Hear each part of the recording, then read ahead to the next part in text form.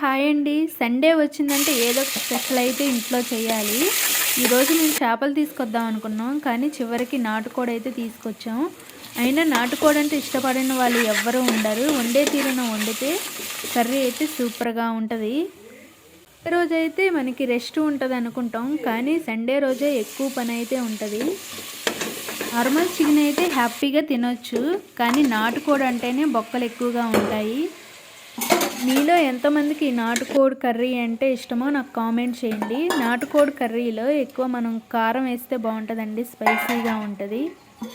ఎక్కువ ఉడికిద్దో లేదో అని కుక్కర్లో అయితే వేసిన పర్లేదు, మంచిగా ఉడికింది. ఇంతకీ ఈరోజు మీ ఇంట్లో ఏం స్పెషల్ ఉండారో నాకు కామెంట్ చేయటం అయితే మర్చిపోవద్దు. ఇప్పుడైతే వండటం అయిపోయింది, ఇంకా తినటమే లేటు. నెక్స్ట్ వీడియోలో మళ్ళీ కలుద్దాం ఫ్రెండ్స్. Okay friends, bye.